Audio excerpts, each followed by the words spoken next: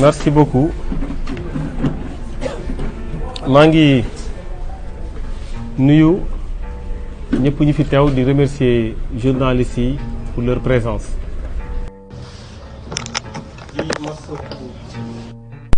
famille yu ñoo xamante ne suuf nañu ci géej gi ginnaaw ba ñu décider voyager di masawu seen famille di ko jaal peuple sénégalais di ñaan yàlla mu xare leen àjjana yu gën a kawe. ñu ngi masawu sénégalais yépp ci coono yi. tey mooy le 15 juillet 2024 15 juillet 2024 jàpp nañ ne date bu am solo la.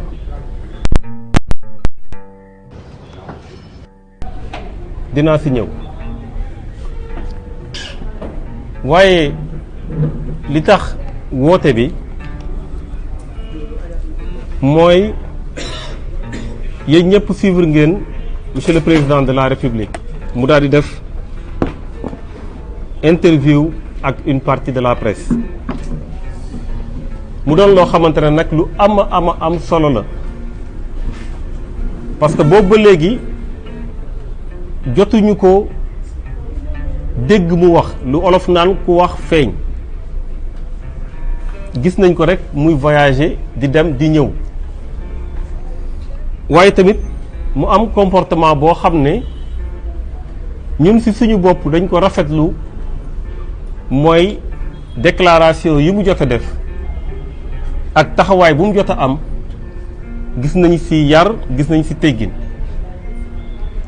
loolu dañ ko waxoon démb dañ koy wax tey parce que changé wu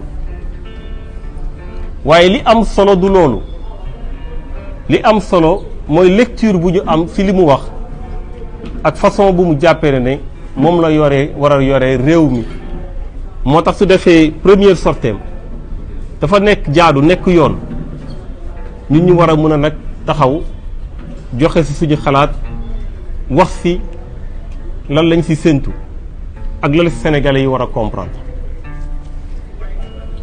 tey wax naa leen ko léegi c'est le 15 juillet 15 juillet date bu am solo la pour la démocratie de notre pays pour l'état de droit de notre pays. bu leen fàtte yàggul date bi le premier ministre daf ko choisiroon joxe ultimatum assemblée nationale ne benn dem leen ngeen defar seen règlement intérieur te moom yoon mayu ko muy dem di laaj assemblée nationale mu def liggéeyam donte assemblée nationale war na def liggéeyam mais principe séparation des pouvoirs mayul président de la république mayul le premier ministre muy jox ay injonction l'assemblée nationale. loolu jotoon nañ ci wax. deuxièmement mu ne la 15 bii su dee defuñu ko moom ci boppam dina def déclaration de politique générale ci benn jury populaire le 15 bii jot na assemblée nationale donte dafa war a defar règlement intérieur am mais seeni pootum biir la le 15 jot na règlement intérieur defaruñ ko le 15 jot na déclaration de politique générale si jury populaire amul loolu nag c'est une victoire des démocrates de ce pays c'est une victoire ñoo xam dañuy tenir à l'état de droit parce que heureusement am na ñu jug ne loolu teguñu ko ci yoon jaaduwul ñu ngi violer constitution am ci taxawaay bu mat sëkk mu doon journaliste mu doon chroniqueur mu doon homme politique ñu takk seen fit jël seen courage à deux mains dénoncer loo xamante ne du yoon tey loolu moo indi résultat bi tey mooy état de droit respecté nañ ko parce que ingérence amul ci affaire assemblée nationale jury populaire amul parce que constitution li mu wax ci article 37 mooy déclaration de politique générale ci biir assemblée nationale lañ koy defee moo tax lay bi nga xamante ne président de la république joxe na ko mënoon na ñàkk ndax lu mu ci teg li mu ci teg mooy daganal lu premier ministre am bëggoon loolu mu ci teg nag loolu mooy problème bi donc jàpp nañ ne lay bi mënoon na ko bañ a joxe ñi tax dëgg mbir mi amul mooy sénégalais yu jug ne loolu warul am ci suñu réew te sénégalais yooyu ñu ngi leen di féliciter ñu ngi leen di encourager moo tax sama wax bu njëkk keroog fësal ko lool mooy nit ñi nañu takk seen fit nañu respecter encadrer suñu démocratie ak suñu état de droit nañu indi contradiction au régime actuel c'est ça le jeu de la démocratie parce que contradiction amul woon ñu nit ñi doon maasalee mbir mi ñu ñu ko doon encourager di ko kañ ne ko yaa fi nekk kon tey mu ngi def déclaration de politique générale ci jury populaire te su boobaa dina def coup d'état civil parce que wàcc na lu constitution wax may bamtuwaat réew dafa war a am contradiction réew dafa war a am ñoo xamante ne suñu gisee lu jaaduwul dañ ko war a wax ñi amul courage nag ñu ci bëri ñoo lay naan dafa teel est-ce que ñun taxaw nañu ne leen yéen li ngeen diggoon population yi mu jëm ci emploi des jeunes da ngeen waxoon soo leen yéegee di ngeen jox jeunes yi ñu liggéey est-ce que dégg ngeen ñu taxaw ne leen ana liggéey boobu ngeen diggoon parce que dafa teel waxuñu ko teel na ñu ngi soog a ñëw dañuy jëmbat pour ñu xam loolu lu muy indi suba njëmbat bi nag dinañ ko saytu suñu gisee lu ci jaaduwul dinañ ko wax ndax dégg ngeen ñu ne leen autosuffisance alimentaire bi ngeen waxoon daal di ne dañuy bay lu ñuy dundee ana autosuffisance alimentaire est-ce que dégg ngeen ñu laaj leen ko déedéet parce que teel na ñu ngi soog a ñëw ñu ngi xool nan lañ koy amee dinañ saytu ci nan lañ koy defee su résultat ñëwee dinañ leen laaj résultat mais yegg guñ fa waaye chauffeur bu lay yóbbu ngeen jëm Ndar ngeen jóge Dakar génn gu leen Dakar muy nelaw nga ne ko sëñ bi yaa ngi nelaw ñu ne la noonoo teel na xaaral ba ñu yegg Kébémer sax nga soog a wax parce que en réalité li ñuy wax ñun boobu ba léegi c'est du factuel bu am un effet immédiat maanaam du loo xamante ne dañ ko jëmbat pour mu war a génn suba loo xamante ne dafa am léegi ñu wax ko léegi moo tax c'est très important ñu rappeler li ñu waxoon appel bu ñu def à tous les démocrates de ce pays lu jaaduwul ci réew mi nañ ko wax lu ñu gis méngoowul ak lu ñu leen diggoon nañ ko wax nañ am taxawaayu sentinelle nag lu muy tekki mooy dérive la ñuy bañ jàdd la ñuy bañ waaye bañuñu rupture de ba ñu duggee politique ba léegi ñu ngi xeex rupture ku fi teg politique rupture ñu jàppale la ci politique rupture bi donte ñu ngi ci opposition jàkkaarloo ak yow on condamne le blâmable, on approuve le convenable. waaye lépp luy dérive te wax naa ko depuis le début dañu war a ñu ñëpp taxaw mu bañ a am ñoo xamante ne dañuy am lu ñuy seet dañuy sóor ay commentaires dañuy sóor ay saaga dañuy sóor ay leneen jarul sóor Sénégal moo ëpp doole loolu. loolu mooy la précision bu ma bëggoon def ginnaaw loolu ñu ñëw ci discours du président de la République ñun de ba ñu taxawalee njëkk wax ci moom wax naa ko léegi tudd nañu tey tudd nañu yaru parce que nit loo leen àndul ci politique nangul ko lu mu doon wàññiwula dara parce que nit ñi tamit dañuy jóge ci ay kër seeni dëkkandoog seeni waajur lu ñu def ci ñoom bëgg nañ ñu feedal leen ko waaye dama ci teg ne mu ngi voyager di dem di ñëw j'espère que dina toog ñu déglu ko xam ndax dafa choisir nekk président de la République wala mu nekk président auprès du Premier ministre bañ ko dégloo ba pare gis nañ ne ñaar yooyu yëpp du ci benn dafa choisir nekk président par intérim dafa nekk président bu nekk ci diggandiku dafay xaar prochainement ñu renforcer les pouvoirs du Premier ministre xaar prochainement chaise bu mu toog di ko chauffeel mu jug kooku toog loolu la ñu am comme lecture ci li ñu gis loolu nag doon na loo xamante ne li day waar la ba tax mu indi ay lay yu garaaw a garaaw lu mu layal son premier ministre dinañ ci ñëw mais suñu defee lecture ci le président de la République li mu wax jàpp nañ ñetti mbir jàpp nañ benn que ne ñoom parce que léegi ñoom ngay wax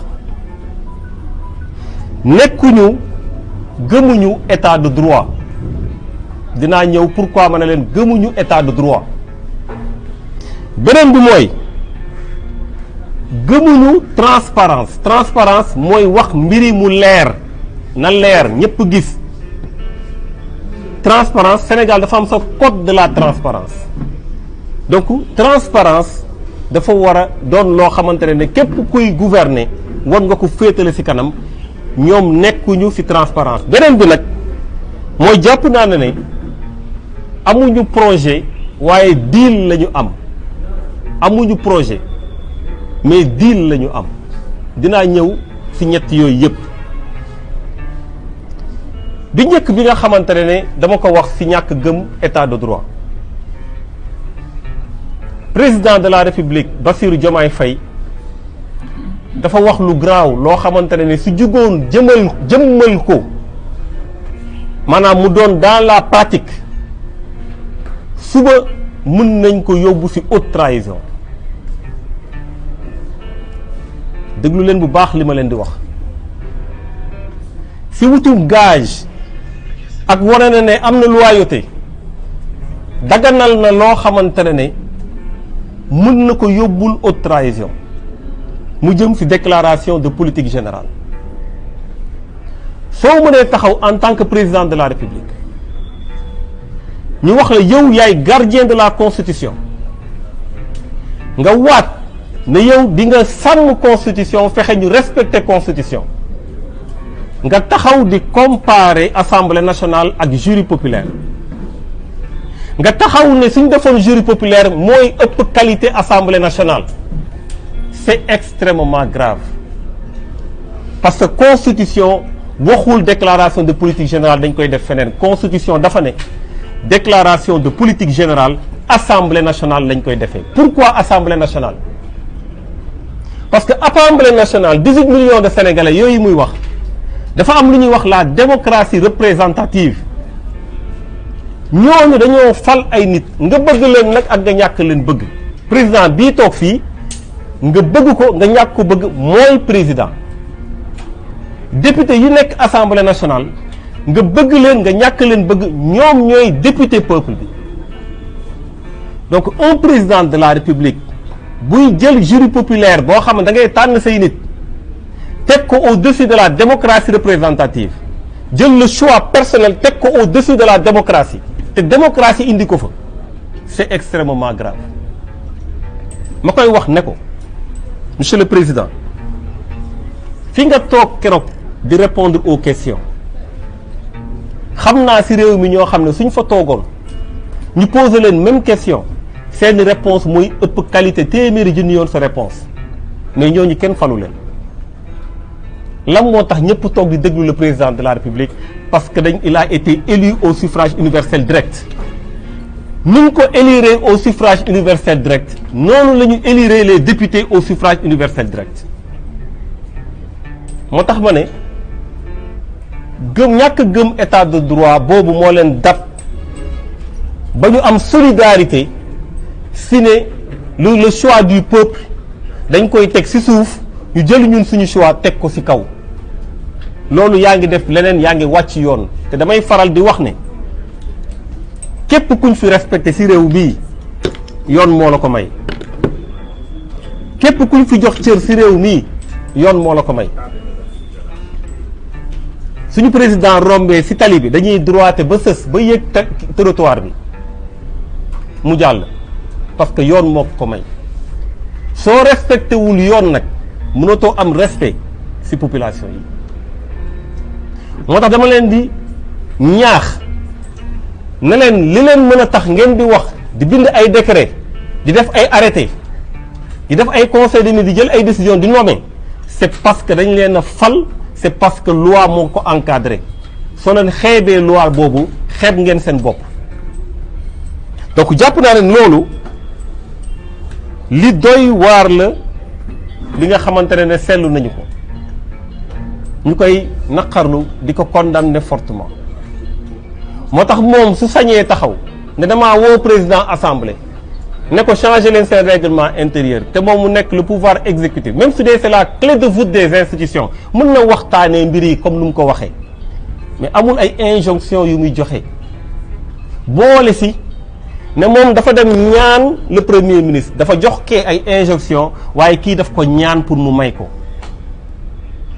loolu it confusion de rôle la ñàkk xam pouvoir yi lu muy signifier la ñàkk xam ne lu une autorité nommée n'a rien à voir avec une autorité élue du sax benn. moo tax nag ñu jàpp na ne ni mu régler question boobu def na ko ci anam boo xam ne dafa wàcc yoon donte tey li tax wax naa ko encore une fois loolu amul mooy dafa am sénégalais yu mobilisé wu te heureusement loolu amul parce que si loolu amoon ça serait un précédent dangereux pour notre pays. beneen mbir bu ma jàpp ne respecté wuñ état de droit dégg ngeen le président si làmmiñam mu ne leen man ak sama premier ministre dañoo tëju ba minuit di xool nan la ñuy defee mbirum justice.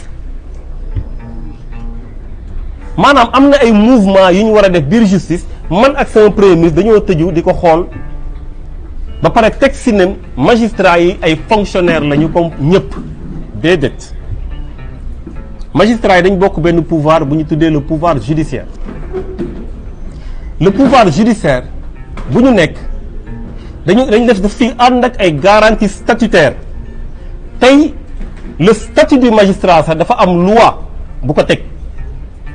dafa am ay principe yoo war a respecter sooy war a affecter magistrat et cetera donc soo ñëwee ne ba premier ministre man ak moom ñoo tëju te premier ministre bokkul conseil supérieur de la magistrature yoonam nekkul ci mbirum yooyu pour xool nan la ñu defee mouvement loolu tamit lu doy waar la rawatina garaaw le fait que nga ne am na magistrat yoo xamante ne peuple bi rafetlu nañ seen liggéey mais ban peuple moo rafetlu seen liggéey c'est le peuple de l'internet c'est le peuple des réseaux sociaux est-ce qu'il y a eu un sondage wala benn vote bu ñu def pour xam ndax di juge bi wala magistrat bi moo gën bi wala kii lu mu def est-ce que peuple bi mën na apprécier le travail de la justice le travail de la justice des professionnels de la justice ñoo koy apprécier ñoom lu ñu mën a apprécier mooy le travail des impôts et domaines en tant qu'inspecteur des impôts et domaines te foofu y a beaucoup de choses à faire et à dire te dégguñ leen si. Donc le fait que ñu mën a dem dugg ci justice yëkkati la barrière de la séparation donte ay affectation mën na am mais dafa am fu mu war a jaar am yu ñu war a respecter nga toog ne diw mii de jàpp naa ne peuple bi dina ko bëgg na ko peuple bi ban juge la bëgg ak bu mu bëggul peuple bi lan la xam ci liggéeyu juge nga def li la neex parce que loolu lay bëgg a tekki bëgg a dugal clientélisme dans la magistrature dama jàpp na ne les magistrats le monde de la justice suñu yeggee foofu dinañu wane seen bopp parce que nag le respect de la séparation des pouvoirs l'indépendance des magistrats yi dañ ko war a xeex sénégalais yi dañ ko war a xeex parce que justice boobu ñoom ñuy wëlbati di xool nu mu baaxee suba ñoom mën nañ fa dem keneen mën na fa dem justice dafa war a tëddee njaaxanaay donc suñu bëggee xool nan lañ koy defee jël kii dugal kële jël kële dugal kële damay appeler aux populations ñu vigilance ci loolu parce que duñu bëgg justice boo xamante ne clientélisme moo fay dox te soxlawuñu aussi justice boo xamante ne yaay tànn say nit méngale ko ak tànn peuple boo xam ne yëgul tinul loolu bëggoon naa ñu leeral ko moo tax ma ne leen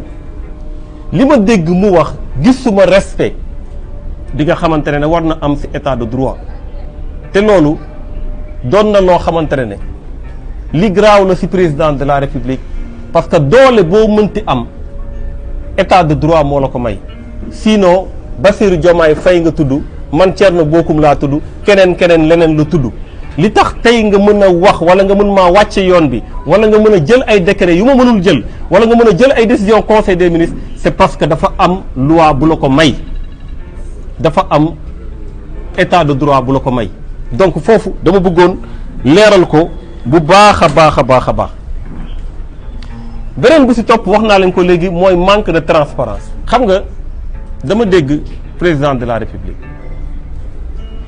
damay jaaxle sax parce que ñun dañuy woo ci débat d'idées mais gisaguñu ay idées ban idée ngeen gis ba ñu toogee ba léegi defuñu DPG defuñu plan d'action gouvernemental président su toogee loo ko wax day survoler soo ko ne emploi mu ne woy agriculture bi ak renforcer le secteur privé point fan ngay jaar waxul te ñu woo ci débat d'idées ñu yàkkamti nañ débat d'idées bi de mais gisaguñu fi ay idées gisaguñu fi benn idée au contraire dañuy mer rek xamu lu xew gagné ba pare di mer on comprend même pas ñu ngi leen di xaar pour ñu wax ñu lan la ñu bëgg domaine bu ne lan lañ ci namm ñu débattre ci loolu mais ñun suñu leen di tontu ci ay idées lañ leen di tontu depuis le début nu ñu doon opposé woo ñoom ñun duñ ko opposé woo c'est pas parce que bëgguñu ko mais xamuñu ko donc lu ma bëgg a wax ci loolu mooy manque de transparence boo xamante ne bu doy waar ak populisme yow soo waxee engrais wàññi naa ko la moo la teree wax nit ñi ne leen engrais daa wàññeeku fële à l'international fëgg sa dënn def say kii bind say kii fu ne wut say nit ñu koy jàllale waaw engrais bi daf ko kii nii la jaroon la moo la teree wax yow fi ngay jëndee daa wàññeeku waxoo ko ba pare nag mu teg si ne d'ailleurs wàññeeku na ren waaye chaque année dina wàññeeku waaye yow da ngaa am engrais bay wàññi chaque année tu es tributaire du marché international pour l'instant en tout cas tu es tributaire suba su nawet bii di ñëw su yokkee da ngay obligé yokk fi xanaa nga subventionné soo subventionné wul day yokk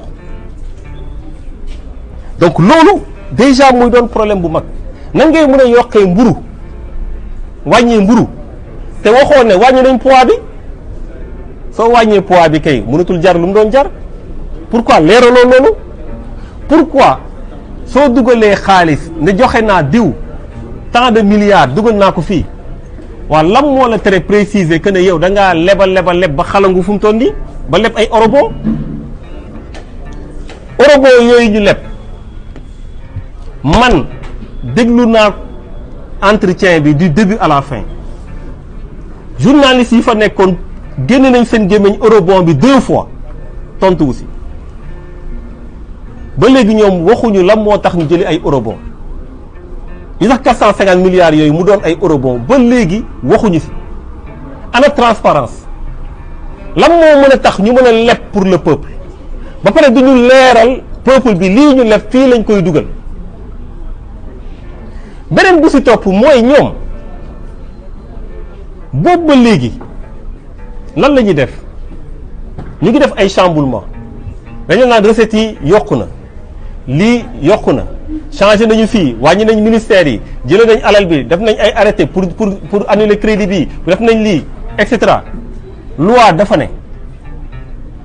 dafa ne muy loi organique portant loi des finances dafa ne su dee da nga chambouler équilibre bi budgétaire mooy loi de finances initiale loi de l'année soo chambouler équilibre budgétaire bi da ngay def loi de finances rectificative parce que li ngay dépenser di dugal di génne chambouler lépp mais dañ ko war a autoriser l'Assemblée nationale moo ko war a autoriser ana seen loi de finances rectificative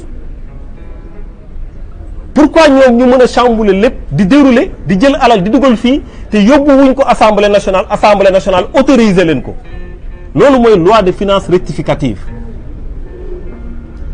moo tax ban transparence moo am transparence nag dama lay wax ñaar la nga ko mën a xamee bu gën a institutionnel mooy nga dem assemblée nationale leeral mbir yi wala ñoom ñu def ci seen liggéey leeral mbir yi parce que ñoom ñooy représenter le peuple waaye tamit mën nga toog jàkkaarloo askan bi comme ni mu ko defee nee na lu tax mu woo leen c'était pour di leeral lan la fa leeral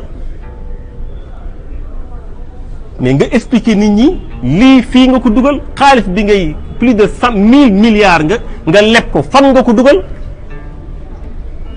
agriculture bi nee nga 20 milliards nga si yokk 20 milliards dafa mel ni nga tànk ndox rek si siwo bi leneen yëpp fan la dugg pourquoi duñ leen expliquer loolu pourquoi sénégalais yi duñ leen wax amuñu droit xam fan la ñu dugal milliards yooyu moo tax loi de finances rectificative boobu gisu leen ko boobu ba léegi pourquoi dañ leen koy laaj fan la toll parce que c'est obligatoire ndax président de la république bu ne fekkul ay fonds politique dama koy laaj ndax jël na ay décret d'avance ndax parce que dégg naa muy wax waxu opération am na foog naa ko mu opéré rek su ma juumul ne am na satisfaction si loolu su dee xaalisu askan bi la ndax dafa jël décret d'avance mooy nga dem laaj xaalis ci kees ba ñu jox la si ay conditionnalités nag qui sont cumulatives faut mu am urgence ak nécessité absolue décret d'avance da nga koy jël ba pare soog ko faire valider par l'Assemblée nationale à travers une loi de finances rectificative dañ koy laaj ndax jël na décret d'avance ndax xaalis bu muy fonctionner si ay fonds yu wuteeg salaire am ndax dafa jël décret d'avance ou pas yooyu daf ko waroon leeral c'est ça la transparence beneen bu si gën a doy waar nag mooy la question qui concerne l'économie ñoom ba ñu ñëwee li ñu njëkk a def mooy dem jébbalu ci FMI dafa amoon accord bu fi amoon accord ba ñi fi nekkoon dañ leen jox 169 milliards ñu téye parce que sur 1150 milliards 2023 2026 ñoom ba ñu ñëwee dañoo jébbalu ne d'accord nañu ci accord bi dégg ngeen waa FMI ñu wax ko leer na léegi nag accord boobu ci mois bii nii war nañ leen jox 230 milliards mais accord ba lan moo ci nekk est-ce que dégg ngeen sénégalais yi ñoom ñu expliquer leen ko faram-fàcceel leen ko te su ñu wax ñoom orientation économique mais FMI suy def ak yow ay accords du point de vue économique dafa am ay objectifs yu muy viser te objectifs yooyu dafa am ay leviers yu mu lay laalloo ne la kii da nga ko war a laal lii da nga ko war a laal lii da nga ko war a laal mu lay évaluer ne la 1150 milliards yi ñu ngi nii waaye dama lay jox lii nga téye xool la ngay avancer balaa ñuy jël 230 milliards yi dañu am lu ñu leen laaj en tout cas pour 1150 milliards yi dañ leen wax ñu travailler sur la mobilisation des recettes fiscales FMI moo leen ko wax mobilisation des recettes fiscales moo tax soo leen gisee pression fiscale bi ñuy wër fu ne ñu jëlee fa et cetera dafa bokk ci accord bu ñu am ak FMI ñu wax leen nañu tamit lu jëm ci subvention yi nañ ko dindi progressivement. subvention yi xam nga lan la mooy subvention bu am ci électricité bi mooy subvention bu am ci gaz butane bi mooy subvention bu am ci essence bi mooy subvention bu am ci gasoil bi. FMI daf leen ne nañuy dindi subvention boobu ñoom loolu la ñu signé loolu la ñu d'accord dégg ngeen temps yi yëpp le ministre mu naan subvention yi comme cancer la ci ñun mais est-ce que wax nañ la ne ñoom am nañ stratégie boo xamante ne dañ ko tuddee feuille de route pour la suppression des subventions dans le secteur de l'énergie à l'horizon 2025 document bi document officiel la boo xamante ne ñoom ci seen bopp ñoo ko bind c'est l'État sénégalais fii lu mu fi wax pour ne pas guddal parce que question bi sama point de presse bee passé ne woon naa dinaa ci ñëw mënuma tout le temps di ko romb bien que du ma ci xóotal dinaa ci gën a ñëw ci chapitre 3 bi dañ ne 2024 et 2025 nañu maintenir le cap jusqu'à arriver à 0 subvention premier paragraphe bi rek laa leen liiral une fois la première hausse des prix absorbée parce que dañoo def stratégie par la population les hausses suivantes seront plus indolores surtout si elles sont accompagnées d'une campagne de communication efficace. Pour 2024 et 2025, le manque de maîtrise de données rend particulièrement aléatoire toute tentative de s'engager sur des objectifs quantitatifs précis. Mais il n'empêche que le gouvernement a une vision claire de ses objectifs ultimes. 2 points. Sauf circonstances extraordinaires mettant tout le monde d'accord sur la nécessité de prendre des mesures exceptionnelles, il y aura 0 subvention dans le budget de l'État en faveur des produits que sont l'électricité, le supercarburant et le gasoil. Lii waxuñu leen ko ba léegi te lii c'est un document boo xamante c'est un document officiel de l'État sénégalais te déggu leen fenn ñu wax leen ko lu muy tekki mooy hydrocarbures yi dafa cher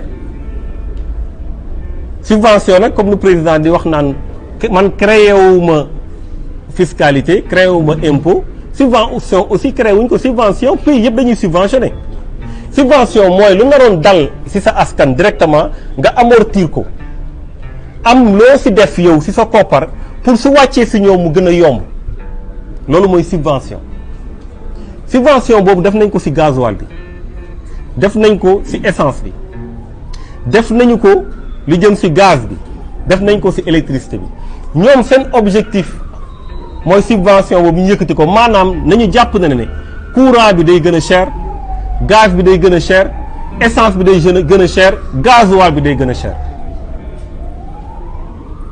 loolu lu ñu signé la ba pare ak waa FMI te am na lu ñu dugal xaalis am na lu ñu war leen war a jox muy 230 milliards pourquoi expliquer wu leen ko ban transparence moo am pourquoi waxuñu leen ne ci foofu la ñu jëm boobu ba léegi dañu leen ne des subventions ciblées te ciblées yi dañu commencé siñ jàpp ne ñoom soxlawuñu subvention moo ñu am doole ñi loolu wax naa ko keroog mais vraiment c'est des questions yoo xam dinañ ko gën a approfondir yow koo xamante ne am na doole muy joŋante à l'étranger maanaam mu doon un exportateur mu doon un champion au Sénégal mu mel ni rek kuy defar ciment di jox Sénégal di jox bitim réew kooku dafa soxla compétitivité maanaam dafa war a am taxawaay boo xam ne su orage amee wala yëngatu amee état dafa war a téye ay tànkam pour mu bañ a daanu ndax moom mu ngi ñu amal ay emploi yu bëri ba pare mu ngi dugal ay koppar suñu réew mu ngi am taxawaay boo xamante ne dafay defar suñu économie ba pare su paree ci gafagaam daf siy génne jox état donc état dafa am intérêt pour téyel ko ay tànk ñu ne ñooñu dañuy dindi seen subvention ci électricité appliquer leen la réalité des prix soo leen appliquer la réalité des prix lu muy tekki mooy les coûts de production dafay yokk parce que su doon courant bi wàññi nañ la ci presque genn wàll gi ñoo tegaat ko sa kaw da ngay obligé nga répercuter ko ci prix bi day gën a cher ci prix bi gënee cher parce que économie cercle la du amul ñee ñoo nekk fee ñee ñoo nekk fee déedéet lépp a ànd ci prix bi gënee cher dafay répercuter wu ci pouvoir d'achat wu population yi yow nag su dee état da nga ko ne comme ni nga waxoon meññee yi ne leen doo leen yokk soo leen yokk sa d'ailleurs dinaa leen yónnee ay kii ñu xool gis naa seeni affaires yi ngeen di def ak yooyu kër menacé leen nga menacé leen ne leen doo leen yokk léegi sax dinaa leen gënal benn taxe benn kii loolu soo ko waxee ça veut dire que ne li nga bàyyi subvention moo ëpp doole parce que su doon loolu rek mën na remplacer subvention kon nga bàyyi subvention yi parce que koppar booy génn la rek wala booy refuser booy bañ a jël loolu rek moo fi am. ces mesures incitatives là ngay dugal mënul doy di nga yàq seen compétitivité à l'international dinañ am problème ak seen i concurrents di nga tax ñu xoolaat seen personnel su ko jaree wala sax dinañ am benn moment boo xam ne soo moytu ñu tëj suñu tëjee kan mooy yàqule. nee nañ visé nañ ci kaw de mais ci suuf la ñuy laal parce que sénégalais biy liggéey foofu mooy yàqule pouvoir d'achat bu mën a am ci kër yi mooy yàqule.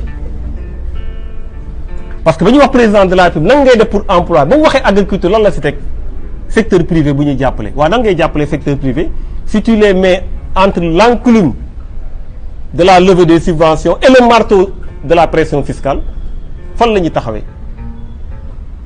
fan la ñuy amee tànk yu dëgër pour mën a indi loolu parce que le secteur privé mooy gën a mën a dimbale état du état rôle am di wut ay liggéey di wutal nit ñi liggéey secteur privé moo mën a dimbale état yow ku la war a dimbale ngay gor tànkam donc même première phase bu ñu def première phase boobu day répercuter ci population waxantumaa na ñu yegg phase boo xam ne yow zéro subvention maanaam sooy dem di jënd essence day cher gasoil bi day cher sa courant woyofal beeg xaw ma beneen ak beneen musiba la nar a doon pour yow waaye loolu ñiy soog a ñëw nga war a am ay rentrée d'argent am découvrir nañ pétrole doo teg ay stratégie pour au moins fonds yooyu ñu mën a ñëw soulager population yi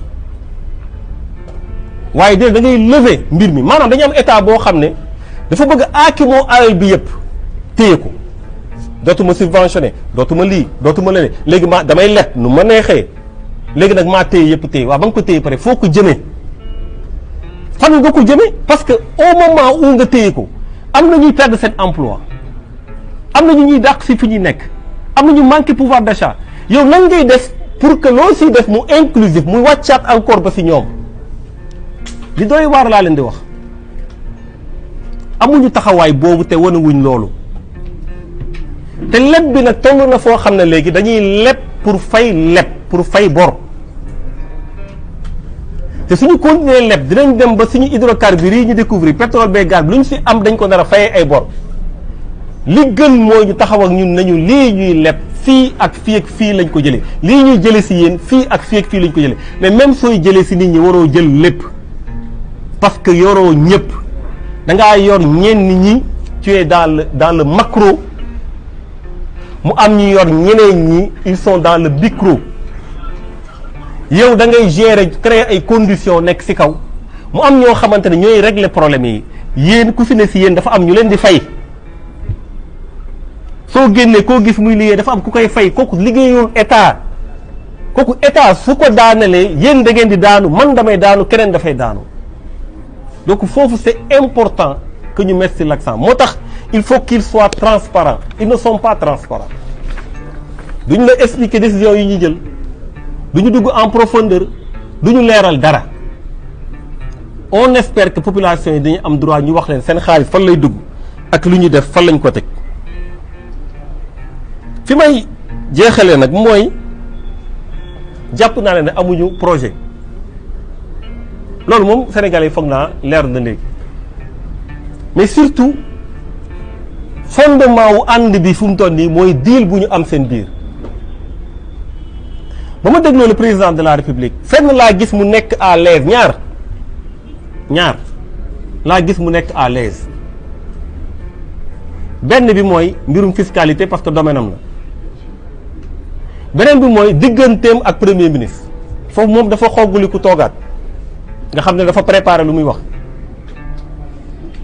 loolu nag c'est du domaine de l'intime sama xarit ak sama lii sama lële xam nga Sénégalais lan lañ xam un président de la République qui a été élu un premier ministre qui a été nommé loolu la Sénégalais yi xam te loolu moo nekk ci suñu constitution maintenant soo bëggee wañaar loolu ba dans les faits nga jaxase les rôles tooñoo kenn Sénégalais yi nga tooñ constitution nga jalgati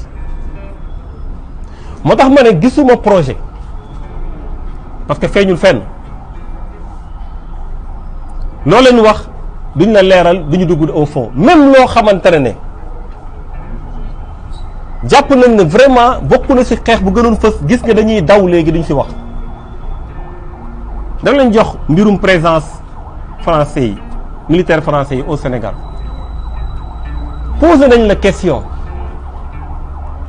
mbirum militaire français yu nekk Sénégal mais joxal une réponse claire tu es souverainiste mais souverainiste amoo looy xool keneen lu muy xalaat li nga moom yaa ko moom ni si duggee sa dëkk sa kër génnal bi yaa ko moom toogal bi yaa ko moom du lu ñu négocier génnal bi yaa ko moom toogal bi yaa ko moom du lu ñuy négocier lu ñuy mën a négocier kay mooy ndax damay tëb samay génn wala ndax damay raam wala ndax danga may jox délai loolu peut-être mën nañ si négocier ndax ñii dañuy génn waaw dañuy génn loolu mooy réponse bi su dee souverainiste la waaye am na séminaire intergouvernemental léegi ñun dinañ xool suñu biir suñu waxtaanee maanaam même lu nekkoon seen ADN ñu ne seen ADN la wane wuñ ko waaye loolu lan lay tekki lu muy tekki mooy ñu mel ni man ak ñeneen suñu taxawalul réew mi kuy taxawal réew mi suñu waxul kam moo war a wax ñun ñëpp suñu seetaanee ñuy def pilotage à vue jël seen oto rek génn dem caméra yi topp leen mais fan lañ jëm donc il y a pas de projet mais il y a un deal deal bi nag dañ doon wax président Bassirou Diomaye Faye mu wax sénégalais yi lan la parce que président par intérim nekkul ci suñu constitution président de la république bu am ay prérogatives moo nekk suñu constitution président bu ñuy wax sëñ bi jëlal avion bi nga dem voyager man ma gérer sa ginnaaw nekkul suñu constitution président buy gérer la su fi nekkee buy gérer su fi nekkul parce que moom mooy déterminer la politique de la nation moom mooy joxe ay orientation loolu moo nekk suñu constitution waaye soo da nga jël décision ne man damaa toog waaye du ma gérer dara même yenn questions yi gis ngeen duggul au fond comme si bëggul gêner kenn bëggul suba ñu wax le contraire bëggul suba ñu ne ko noo demeewul noonu dafa toog rek emploi loo si xalaat mu survolé lee loo si xalaat mu survolé comme si am na ku muy xaar ku war a wax loolu c'est le président de la République qui détermine la politique de la nation dans notre régime actuel waxuma nag ñoom bu ñu def suba régime actuel c'est le président de la République qui détermine la politique de la nation suba mën nañ def seen réforme constitutionnelle yokku seen pouvoir loolu la ñu wax mais loolu dinañ fi ñëw si war a yegg mën na décider lu ko neex mais fii li mu yor mooy poste président de la République loolu nag dañ koy laaj mu mat ko wala mu tekki ndomba tànkam organiser ay élections su dee premier ministre am na légitimité pour remplacer ko mu remplacer ko ñu ànd ak moom ñu war a opposer wu moom mais ce jeu là est trop flou ce jeu là ne marche pas la constitution ne marche pas comme ça soo demee sax ba ne gis ngeen fi ay coup d'état debout coup d'état rampant man meluma noonu waaye yow suñu coup d'état kay yow la ñuy coup d'état yaay président bi man meluma noonu kon yow yaa nar a coup d'état kan yow yaay président donc si biir wax ji xam nga ne y a une forme de soumission mais soumission boobu nag pour mu mat da ngay bàyyi président bi nga xam ne jàpp nga ne moo légitime mu ñëw jël sa place à travers une élection nga dem parce que mënuñu continuer ñu lay teg ci avion yi ngay dem ñëw doo indi dara avion yi dafa cher kérosène bi dafa cher sénégalais yi dañu am ay problème seen voyage yooyu ñuy def hôtel yi dafa cher donc mënuñu continuer di la bàyyi ngay dem di ñëw bàyyi keneen muy gérer sa ginnaaw loolu constitution bi wax moo tax nag ma jàpp ne li mu nekkoon à l'aise mooy joxe ay gages tu as l'impression que président de la République dafa ñëw pour wane ne moom narul def leneen moom li mu nekkoon lu mu tënkoon mu ngi fi dafa doon joxe ay gages et loolu pour un président de la République bu ñuy xaar ci bilan wala boog su ko neexee bu ñuy xaar ci orientation fan nga jëm je pense que loolu lañ doon xaar ci moom mais xaaruñu woon ci moom loolu nga xam du côté c'est du domaine de l'intime ñoom ñoo ko fekk moo tax lay boobu ñu jël waaw opposition bi sax dañoo bëgg ñu ñaar ñu jàppante loolu nañ ban opposition ku ko bëgg. xam nga nit parfois di nga am loo bëgg a fànk nga jël dara teg ko naan di ko joxoñ déedéet ñoom nañu gérer seen mbir ñoom ñoo ànd falu nañu gérer seen mbir te bàyyi opposition bi. opposition bi 100 jours yi matagul waxuñu ñu génn grand théâtre attaqué opposition bi opposition waxul seen diggante ñu génnati encore suñu bëggee ñu kii bouc émissaire moom moo doy. lu ñu war a gérer nañ ko gérer ñoom ñoo xam nan lañ koy gérer mais la constitution nekkul ci mbirum xarit nekkul ci mbirum àndandoo nekkul ci diw mooy diw. constitution du loolu constitution dafa leeral prérogative président de la république leeral prérogative premier ministre dañu bëgg ñu tënku ci loolu donc loolu laa ci bëggoon wax di jeexale comme ni ma ko doon waxee rek renouveler appel bi ma defoon à toute l'opposition ñu am taxawaay bu mat sëkk. man dama bokk ci ñoo xamante ne dañu gëm rupture attention xeex rupture moo tax nguur yu bari ñu woo ñu ci demuñu waaye waruñu seetaan ay dérive waruñu seetaan amateurisme mu jël le dessus ci peuple sénégalais bi nga xamante ne xam nañ ko ci xarañ waruñu seetaan yenn taxawaay yi mu am fenn fu muy mujjee mu nar a nësaxal suñu démocratie wala suñu état de droit loolu dama ko wax j'en appelle aux forces vives de la nation ñu am taxawaay bu mat sëkk. ma concernant nag yàgg naa di ko wax li ñu nekk dinañ ci am détermination bu mat sëkk dinañ ci am taxawaay bu mat sëkk ñi jàpp na ne bëgguñu contradiction am dina metti loolu ci ñoom parce que contradiction dina am ci réew mi ñoom lu ñuy teg attan nañ ko mais ñun lu ñu leen di teg attanuñ ko parce que attanuñu contradiction ñoo xamante dañu mës a def l'apologie de la pensée unique foog na ne Sénégal kenn waru wax xalaatam lamb ji mun nga faral ku la neex mun nañ bokk kër problème amul football bi mun nga faral ku la neex ñu bokk kër supporter problème amul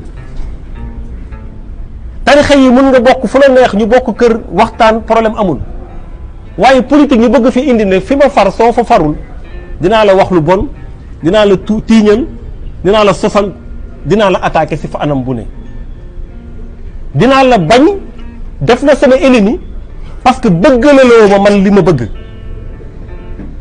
nit su amee ful la am taxawaay boobu nga am ful la wan ko ginnaaw nekk ci li nga nekk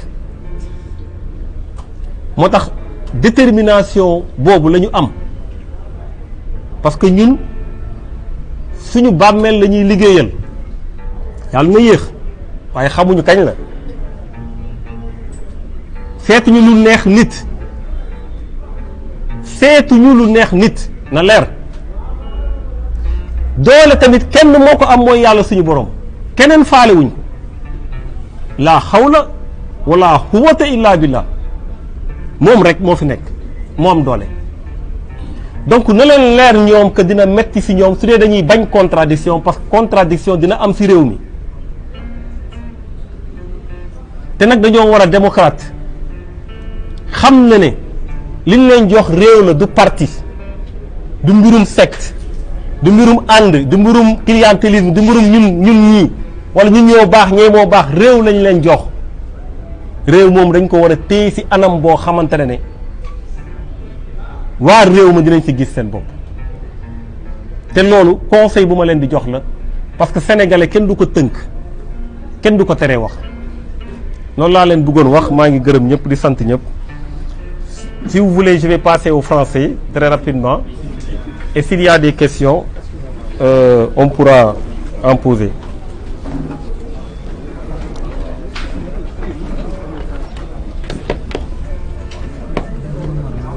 Non, c'est bon, c'est bon.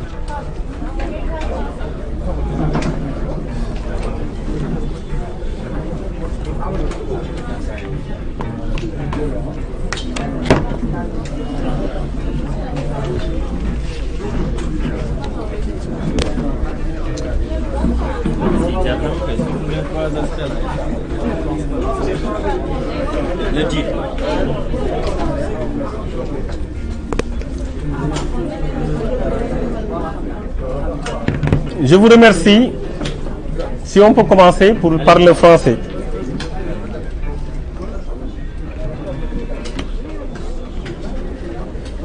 Je voudrais vous remercier de votre présence et dire tout le bonheur que j'ai d'être en face du peuple sénégalais à travers, évidemment, vos canaux. Commencez d'abord par présenter mes condoléances aux familles éplorées et au peuple sénégalais suite au naufrage des pirogues qui contenaient des candidats à l'immigration. Je voudrais aussi également présenter mes condoléances à tous ceux qui ont perdu des proches. Comme vous le savez, c'est ainsi la vie.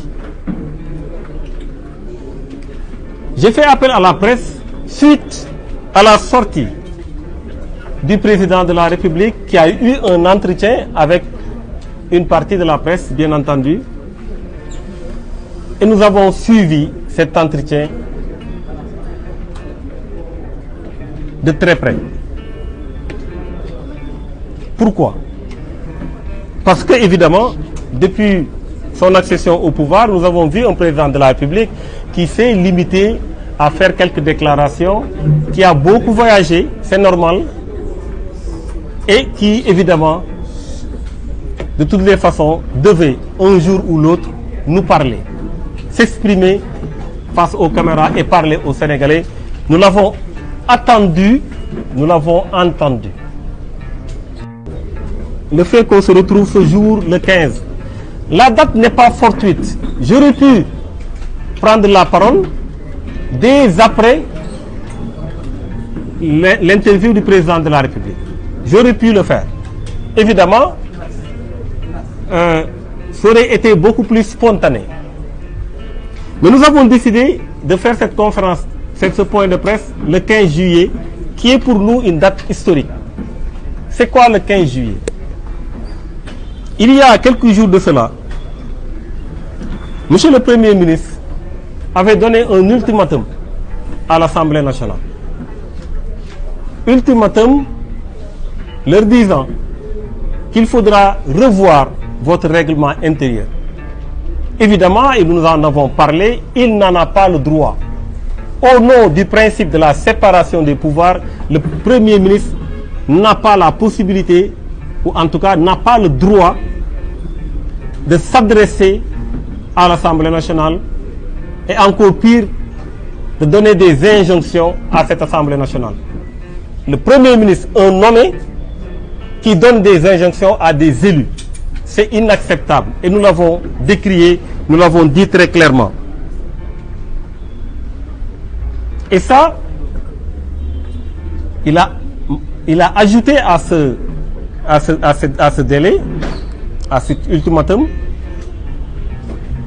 qu'il va tenir sa déclaration de politique générale devant un jury populaire. Ce qui est également contraire aux dispositions de la loi, notamment aux dispositions de l'article 37 de la Constitution, qui est très clair.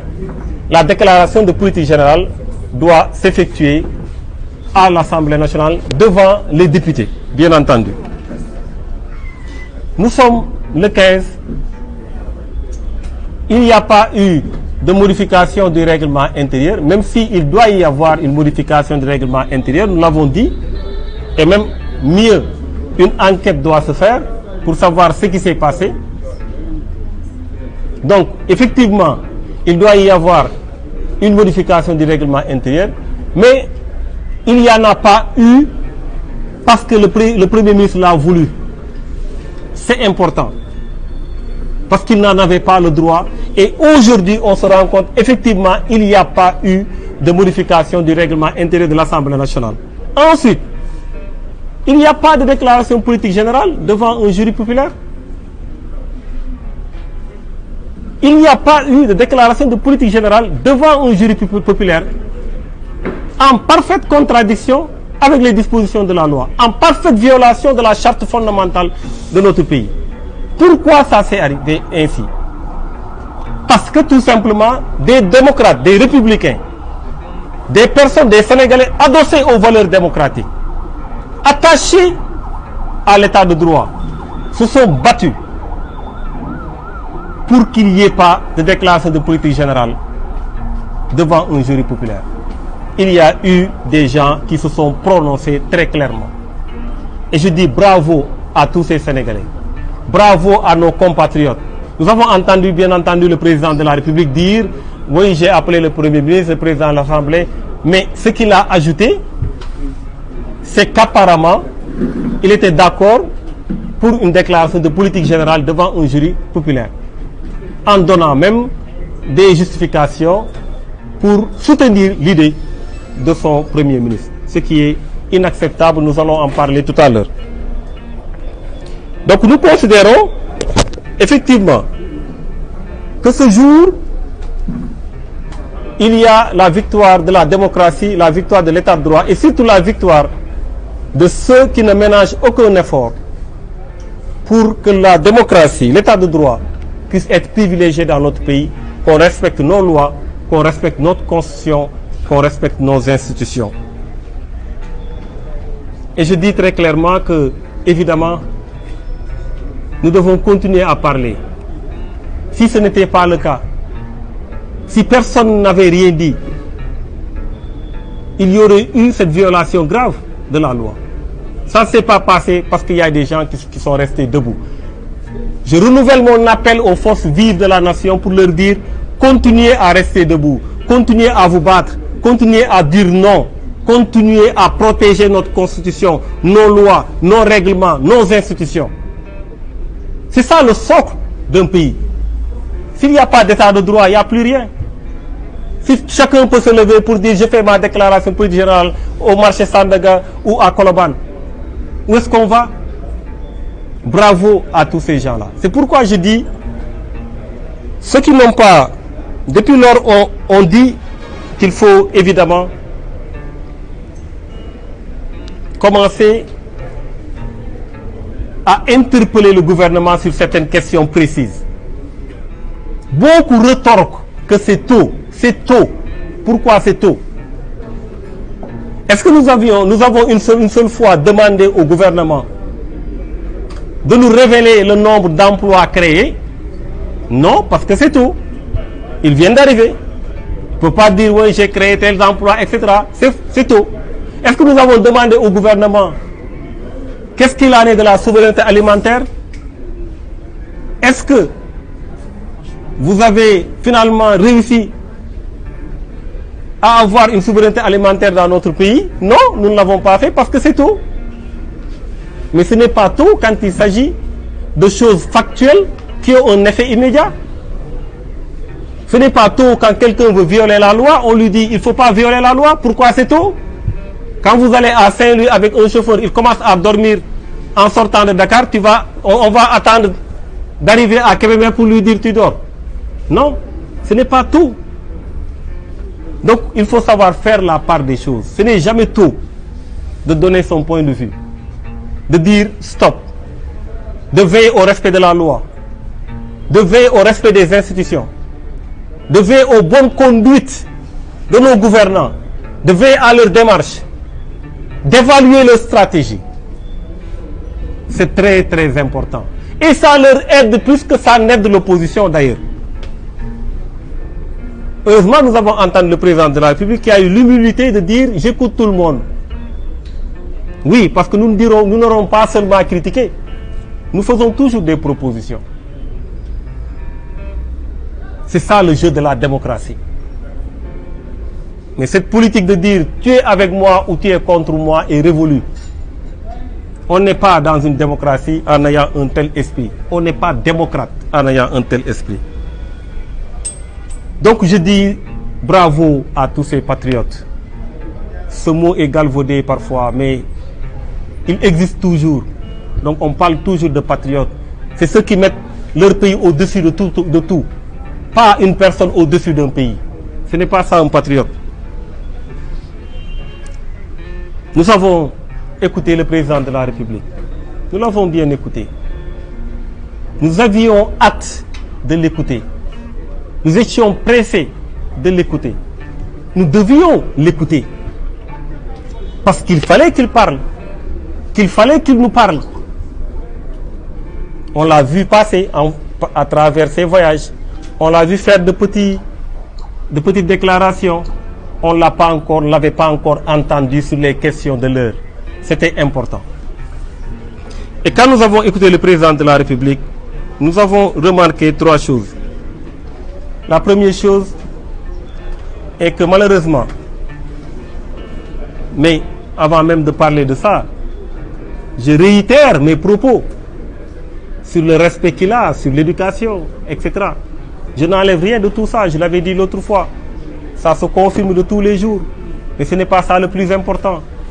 Allons sur les questions de fond. Allons sur l'état d'esprit du président de la République. Ce qu'il a dit et ce qu'il n'a pas dit. Ce qu'on attendait de lui et qu'on n'a pas vu. Parlons de ça. Oui, nous avons entendu un président qui, malheureusement, montre qu'il n'est pas respectueux de l'état de droit. Et je vais vous dire pourquoi. Un président de la République qui manque de transparence. Et je vais vous dire pourquoi. Un président de la République qui ne met pas en avant un projet, mais qui met en avant un deal. Et je vais vous dire pourquoi. Le président de la République ne respecte pas l'état de droit. Je trouve ahurissant qu'il puisse justifier le fait qu'un Premier ministre décide de faire sa déclaration de politique générale devant un jury populaire. Si cela s'était matérialisé à travers une décision quelconque du président de la République, il aurait pu être poursuivi pour haute trahison. Parce que la Constitution est claire. L'article 37 de la Constitution est clair. La déclaration de politique générale se fait à l'Assemblée nationale. Le président de la République a juré de protéger cette Constitution. Le président de la République est le gardien de cette Constitution. Donc le président de la République qui dit ça, qui défend un jury populaire, qui met le jury populaire au-dessus de l'Assemblée nationale en disant qu'il y aurait eu plus de qualité, qui déchire tout le processus de la démocratie représentative, qui ignore totalement l'Assemblée nationale, qui ignore des députés qui ont été élus au même titre que lui, au suffrage universel direct, c'est extrêmement grave. Et nous le condamnons fortement. Qualité, quelle qualité? Monsieur le Président de la République devrait savoir qu'à sa place, d'autres personnes au Sénégal, que je peux lister ici, à sa place, auraient eu un entretien qui a beaucoup plus de qualité que son entretien. Mais ils ne sont pas élus. C'est lui qui a été élu. Élu par qui? Les mêmes Sénégalais qui ont élu les députés. Il n'y en a pas d'autres. Le jour du scrutin, pour les élections législatives, on n'a pas amené ici des étrangers. Ce sont des Sénégalais qui ont voté. Les mêmes qui ont voté pour le président de la République. Manquer de respect à l'Assemblée nationale, quel que soit le type d'Assemblée nationale. Moi, je dis, je ne suis pas satisfait de l'Assemblée nationale, je l'ai toujours dit. Mais manquer de respect à l'Assemblée nationale, c'est manquer de respect au peuple sénégalais. Et un président de la République qui a des prérogatives qui découlent de la Constitution, qui a des prérogatives parce qu'il a été élu, ne doit pas scier la branche sur laquelle il est assis. C'est la branche de l'état de droit. C'est la branche de l'état de droit. C'est là où est assis le président de la République. Donc nous trouvons que c'est manquer de respect à l'état de droit. Nous avons également vu la question de la justice qui a été évoquée par le président de la République d'une manière assez dangereuse. Je me suis enfermé avec mon Premier ministre. Nous avons réfléchi sur un mouvement au sein de la magistrature. Parce que d'ailleurs, les magistrats sont des fonctionnaires comme tout le monde. Non. Non. Les magistrats font partie d'un pouvoir qui s'appelle le pouvoir judiciaire. Ils ont des garanties statutaires. Ils ont un statut qui est une loi. Le statut des magistrats. On ne les affecte pas comme on veut. On ne les fait pas bouger comme on veut. Donc penser une seule fois, se mettre entre quatre murs et prendre comme prétexte que le peuple sénégalais aurait été satisfait du travail de certains magistrats, c'est extrêmement grave. Par quelle voie? Quand est-ce que le peuple sénégalais s'est exprimé pour dire que tel magistrat, tel juge, on est satisfait de lui? Ou c'est le peuple des réseaux sociaux? Ou c'est leur peuple à eux? Je pense qu'il y a un minimum de respect pour le pouvoir judiciaire. Et nous espérons que les magistrats qui se sont battus pour leur indépendance ne vont pas se laisser faire. Nous espérons que les forces vives de la nation qui se battent pour une justice équitable, pour une justice indépendante, ne vont pas se laisser faire. Parce que cette justice-là, qu'ils veulent régler entre quatre murs, va pouvoir juger. La justice sera là pour tout le monde, y compris pour eux. Donc nous n'accepterons pas qu'il y ait du clientélisme au sein de la justice. Nous pensons également qu'il y a un manque de respect, manque de transparence dans la démarche du président de la République. Dans notre pays, en 2012, on a voté ce qu'on appelle le code de transparence. Qu'est-ce que vous savez, qu'est-ce que le peuple sait aujourd'hui de tous ces milliards qui ont été empruntés? Qu'est-ce qu'ils en ont fait? Dans leur stratégie, dans leur manière de mettre en avant un bilan, ils nous parlent d'une chose et en cachent d'autres. Oui, nous avons baissé le prix de l'engrais, sans nous dire que le prix a baissé sur l'international.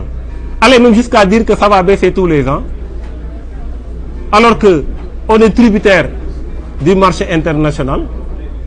C'est quand même grave pour un président de la République. À moins qu'ils subventionnent. Ils ont le droit de subventionner, mais le FMI leur dit plus de subventions, en tout cas sur certains points, je vais y revenir. C'est un problème. Donc, tu ne peux pas dire on a mis de l'argent quelque part sans préciser combien de milliards ont été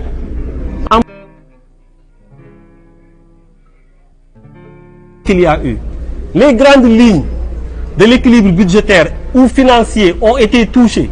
C'est évident. C'est eux-mêmes qui en parlent. Il y a eu plus de recettes, c'est eux-mêmes qui en parlent. Mais s'il y a plus de recettes, si on chamboule tout, mais il faut une loi de finances rectificative. Il faut aller chercher l'autorisation au niveau des députés. On ne dépense pas comme ça. Il faut une autorisation de l'Assemblée nationale. Il n'y a pas de loi, jusqu'au moment où je vous parle, il n'y a pas de loi de finances rectificative. Pourquoi? C'est un manque de transparence. Parce qu'ils doivent dire aux députés, par exemple, est-ce qu'il y a eu des décrets d'avance? Est-ce que quand le président de la République est venu et qu'il dit « j'ai pas trouvé de fonds politiques », est-ce qu'il a signé un décret d'avance pour prendre des fonds, pour pouvoir soigner des personnes? Il l'a fait ou pas? Il ne l'a pas dit. Où se trouve la transparence? Si ce qu'on fait, on ne le dit pas. On ne dit que ce qu'on veut dire. Ça ne marche pas comme ça avec un peuple. Ça ne marche pas comme ça avec les deniers publics. Ça ne marche pas comme ça avec l'argent du contribuable. Nous avons besoin de transparence. Mais le pire, c'est sur la trajectoire économique. Quand ils sont venus, ils ont dit oui à FMI. Vous avez entendu, vous tous, le président de la République dire le FMI a raison. Il a utilisé le terme a raison. Je ne sais pas dire oui, il disait de mauvaises choses sur le FMI. Bon, on dépasse ça. Ça c'est révolu. Mais qu'on parle factuel, qu'on soit factuel. Il dit qu'il a raison. Il a raison sur quoi? Il a raison, oui, sur les subventions, parce que les subventions n'étaient pas bien ciblées, etc. Pourquoi ils ne vous disent pas ce qu'ils ont signé avec le FMI? Pourquoi ils ne vous expliquent pas ce qui a été signé? Quels sont les objectifs à atteindre? L'État du Sénégal a touché 169 milliards. Au mois de juillet, ils doivent toucher 230 milliards sur un montant de 1150 milliards. 2023-2026. Et il y a des conditionnalités. Parmi ces conditionnalités d'ailleurs, il y a des leviers qu'il faut toucher, notamment la mobilisation des recettes fiscales. Vous voyez, ces temps-ci, la fiscalité est partout, etc. Il y a évidemment aussi la question liée aux subventions. Subventions sur les hydrocarbures, subventions sur l'électricité, subventions sur le gaz butane, subventions sur l'essence, subventions sur le gasoil. Ce qu'ils ont décidé, c'est en fin de compte, d'ici 2025, qu'il n'y ait plus de subventions, zéro subvention. Ça, ils ne l'ont pas encore dit. Ce que vous disent, on va cibler. Même pour le ciblage, on va en parler. Zéro subvention. Et ça, c'est un document officiel de l'État sénégalais. Et dans ce document qui est intitulé « Feuille de route pour la suppression des subventions dans le secteur de l'énergie à l'horizon 2025 », ils disent ici, c'est un peu long, c'est beaucoup d'aspects on va y revenir, Inch'Allah. En 2024-2025, 2 points, maintenir le cap jusqu'à arriver à zéro subvention. Ça, c'est l'État sénégalais qui l'a écrit. Une fois la première, je cite, une fois la première hausse des prix absorbée par la population, les hausses suivantes seront plus indolores. Surtout si elles sont accompagnées d'une campagne de communication efficace. Pour 2024 et 2025, le manque de maîtrise des données, bon, entre parenthèses, combien de clients de Sénélec, quel prix de pétrole, combien de voitures, etc., rend particulièrement aléatoire toute tentative de s'engager sur des objectifs quantitatifs précis. Mais, il n'empêche que le gouvernement a une vision claire de ses objectifs ultimes.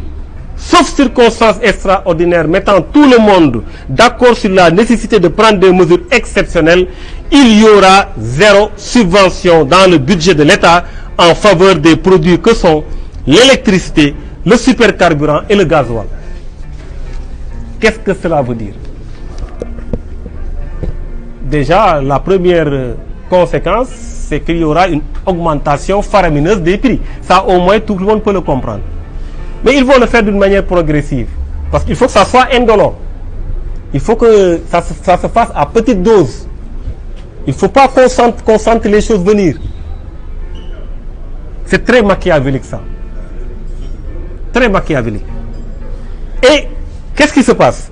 Ils vont commencer par les grandes entreprises. Ce que j'appelle nos champions. Certaines d'entre elles sont même dans l'exportation. Ils parviennent à satisfaire le marché local et sont dans l'exportation. Ils vont lever les subventions.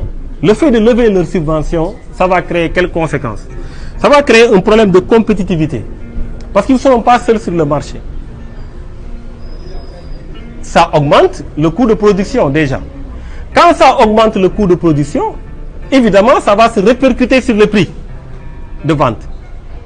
Et ça, quand ça se répercute sur le prix, le pouvoir d'achat du Sénégalais lambda, que je suis, que vous êtes, va en pâtir. C'est-à-dire le fait de cibler les grands, ceux qu'ils disent, ceux qui ont quelque chose, qui pourront supporter, c'est également cibler les petits, ceux qui ont une bourse qui n'est pas assez élastique. Et ça, c'est le début. Ensuite, il y a un problème de compétitivité qui va se poser. Ces entreprises vont avoir des difficultés à l'international parce qu'elles ne seront pas compétitives.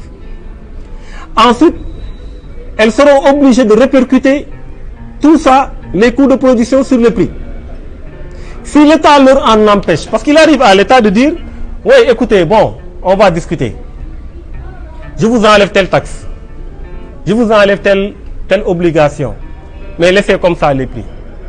Mais si on fait le bilan coût-avantage, on se rend compte, en réalité, ce qu'ils vont laisser ne va pas combler le déficit. Parce que si ça pouvait combler le déficit, ils n'allaient pas lever la subvention. La question est très simple. Ils n'allaient pas lever la subvention. Donc, ils ne vont pas combler le déficit. Ça veut dire qu'ils vont être obligés d'augmenter en étant en contradiction avec l'État, ou ils vont être obligés de se restructurer. Quand on parle de restructuration, où est-ce qu'on va? C'est des emplois perdus, c'est etc., etc. Et à la limite, où est-ce qu'on va aller au risque de perdre des entreprises? Mais ça va se répercuter sur le pouvoir d'achat, ça va se répercuter sur l'emploi, ça va se répercuter sur les Sénégalais. Et ça va se répercuter sur l'État. Parce que ces entreprises, en contrepartie, mais payent l'impôt sur les sociétés, payent des impôts, prennent sur leur argent pour donner à l'État. Plus elles sont compétitives, plus elles sont à même à pouvoir enrichir l'État. Et dans tous les pays, les subventions existent, dans beaucoup de pays en tout cas. On soutient les champions, on les accompagne. Parfois, il y a des tempêtes, il faut les soutenir. On le fait chez les agriculteurs en France, aux États-Unis, on le fait un peu partout.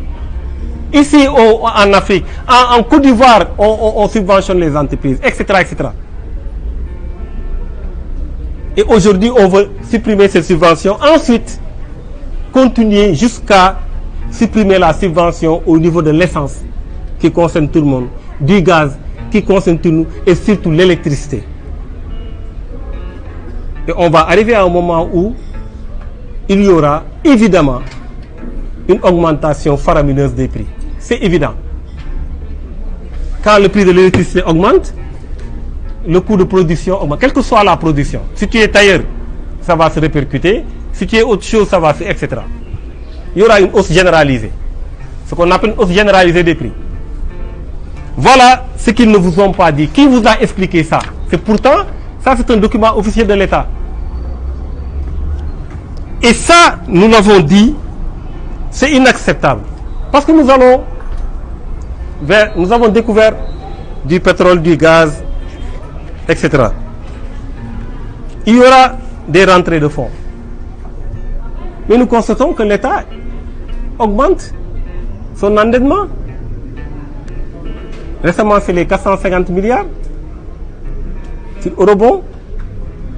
Et aujourd'hui, l'État emprunte pour payer des dettes. Donc le problème aujourd'hui, notre problème fondamental, et on aurait souhaité qu'on en parle, où est-ce qu'ils amènent tout cet argent? Quand ils empruntent, quand ils élèvent de l'impôt, quand ils mettent en avant beaucoup de choses pour récupérer de l'argent, ils en font quoi? C'est versé où?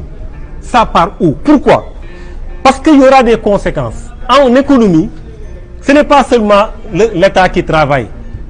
L'État est dans un niveau macro. Mais bon, on a maintenant un État qui affrète des bus, qui exporte. On importe, après on distribue. L'État qui fait tout. Voilà, qui fait tout. Mais ça, on en reparlera un autre jour. Et quand on a un État comme ça, et ça pose problème. On a besoin que l'État facilite les choses. Crée des conditions de facilité pour les entreprises. Mais on a besoin que les entreprises travaillent aussi. On a besoin que les marchands ambulants travaillent. Comment plus de 90% des populations se retrouvent dans l'informel et que tu puisses un bon jour prendre des gens, leur dire sortez, ne restez pas là, etc. Comme ça. Comme ça. Alors que la population active est dans l'écrasante majorité dans l'informel. On ne met pas en place une stratégie. Voilà un peu des choses qui montrent clairement qu'il y a eu évidemment un manque de transparence notoire dans la conduite des affaires du pays. Ce que nous dénonçons fortement. Nous demandons à l'État sénégalais d'être beaucoup plus transparent, de parler à son peuple.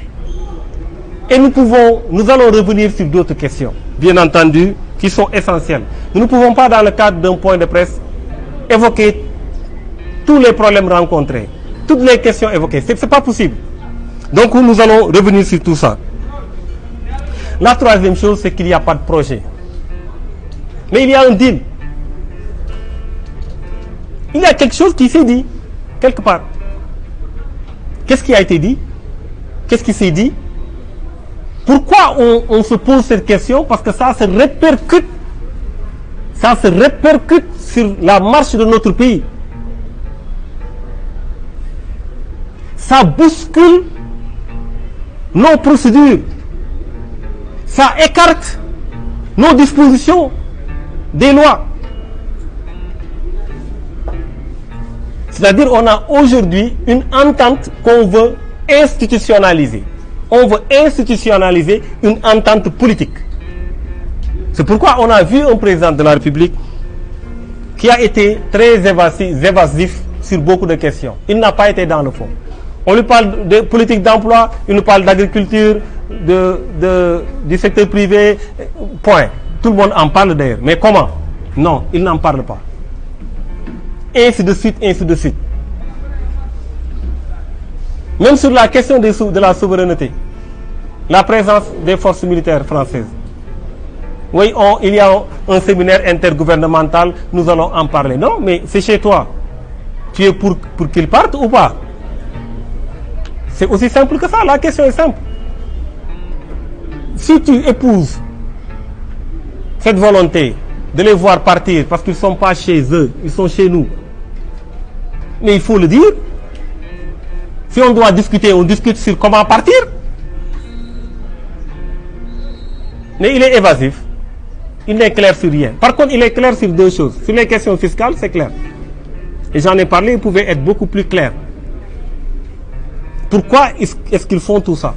Il y a une raison. Mais il a plus été, disons, à l'aise sur la question de ses relations avec le Premier ministre. On a vu qu'il a préparé quelque chose. Il veut donner des gages. Il veut montrer qu'il va rester loyal. Monsieur le Président, nous ne sommes pas en famille, nous sommes en République. Nous sommes en République. Le Président de la République a des prérogatives au niveau de la Constitution. Le Premier ministre nommé a des prérogatives au niveau de la Constitution. Vous allez changer la Constitution, on verra ce que vous mettrez.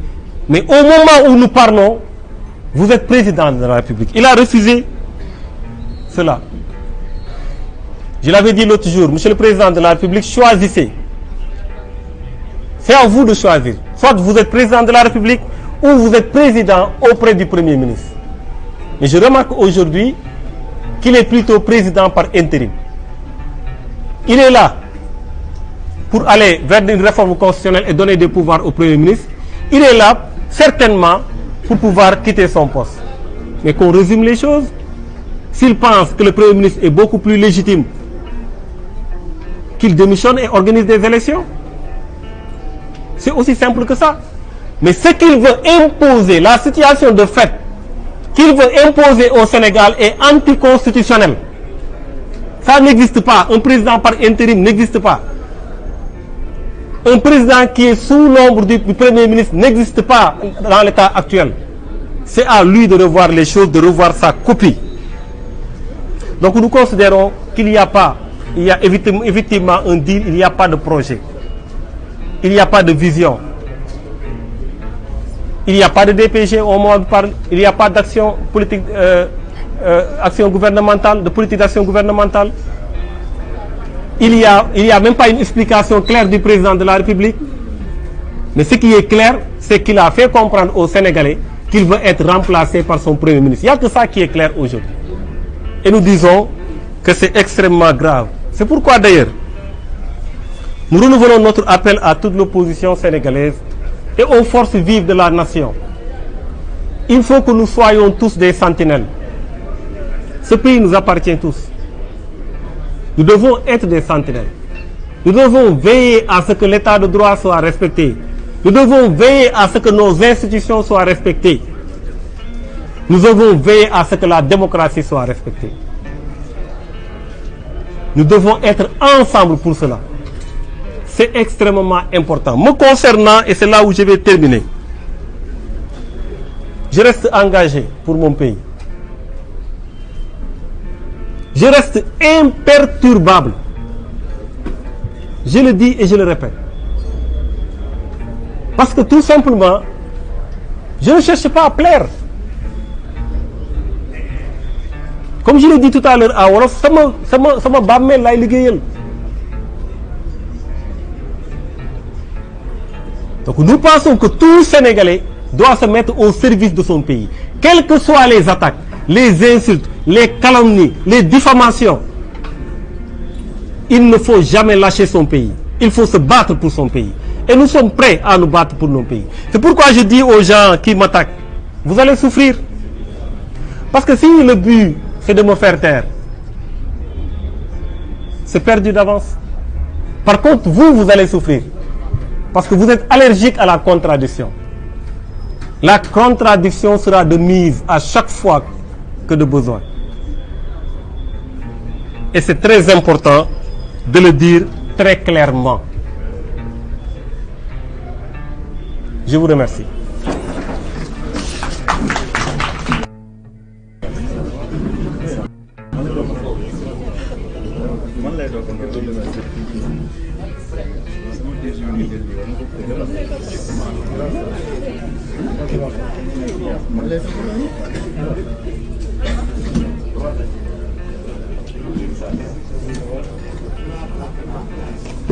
Assalamualaikum.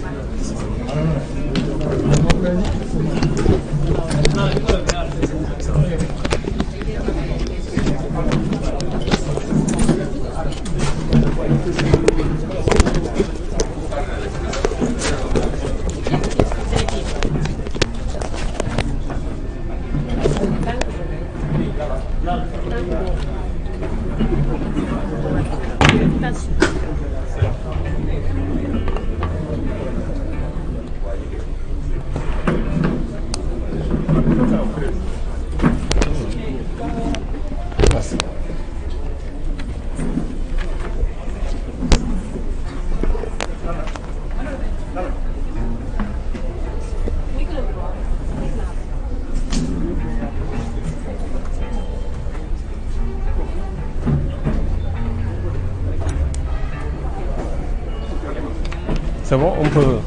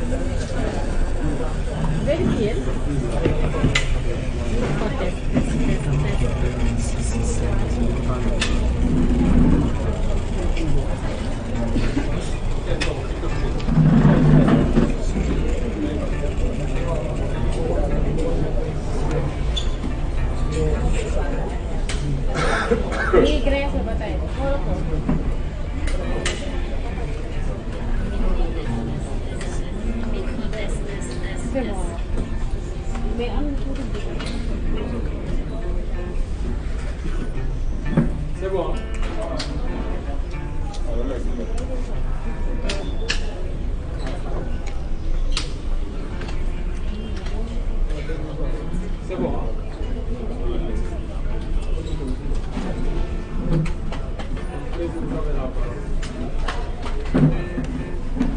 Merci beaucoup. maa ngi nuyu ñëpp ñu fi teew di remercier journalistes yi pour leur présence.